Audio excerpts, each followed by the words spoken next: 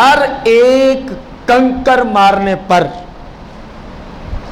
ایک ایسا کبیرہ گناہ معاف کر دیا جاتا ہے.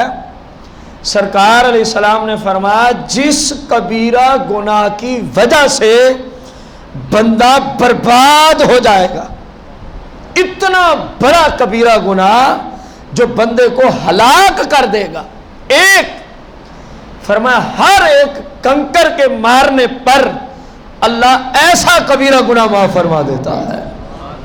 کب؟ 10 ذوالحجہ، 11 ذوالحجہ، 12 ذوالحجہ، اور اگر فضیلت اپنائے تو 13 ذوالحجہ. یہ جو حاجی حج کرنے جاتے ہیں تو شیطان کو کیا مارتے ہیں؟ 7 مارنی ہے پہلے دن. سمجھ آ رہی ہے کہ نہیں آ رہی؟ اور کس کو مارنی ہے؟ کس شیطان کو مارنی ہے؟ وہاں شیطان نظر آتا ہے تو پھر کیوں مارنی ہے؟ سرکار مدینہ علیہ السلام نے فرمایا کہ سیدنا ابراہیم علیہ السلام کو جب آپ وہاں شیطان کی 3 آیتیں بنی ہوئی ہیں تو 3 جمرات ہیں.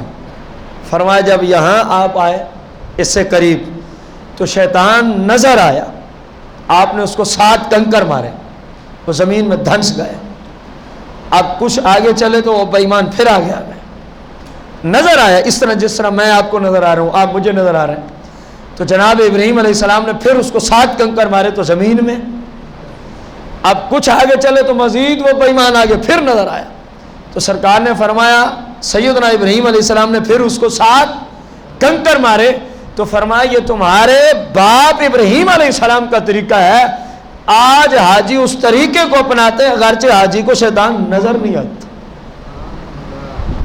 اگرچہ حاجی کو شیطان نظر نہیں آتا. غور کریں 3 دن مارے تو کتنی کنکریاں ہوئی؟ اونچی بولے نا یار، 21. اور اگر کوئی 10 11 12 اور 13 کو بھی مار کے چلا جائے تو کتنی ہو گئی؟ 28 کنکر ہو گئے. اور حدیث کیا ہے؟ جب حاجی شیطان کو 1 کنکر مارتا ہے اس کی فضیلت یہ ہے کہ اللہ حاجی کے نامہ اعمال سے ایسا ایک کبیرہ گناہ مٹا دیتا ہے جو اکیلا کبیرہ گناہ جہنم میں لے جانے کے لیے کافی ہوتا. دوسرا کنکر مارتا ہے تو اللہ دوسرا مٹا دیتا ہے، تیسرا مارتا ہے تو اللہ. کوشش کریں گے جب کبھی حج پہ جانا ہوا، اجازت تو 12ویں کو بھی ہے، آپ 12 والے دن مغرب سے پہلے واپس جا سکتے ہیں، لیکن ہم کوشش کریں گے مفت کے 7 کبیرہ گناہ ایک رات رہنے کی وجہ سے جا رہے ہیں، کوئی تھوڑی فضیلت تو نہیں. ہم کوشش کریں گے انشاءاللہ الرحمن جب حج پہ جائیں گے تو 13 والے دن بھی کنکریاں مار کے ہی جائیں گے تاکہ 28 ختم ہو جائیں، تاکہ. اور مسلمان کی طرف اگر بندہ نسبت کرے جو صحیح مسلمان، شاید اس کی زندگی میں 28 کبیرہ گناہ ناممکن ہے اس لیول کے جو حدیث میں ذکر ہے.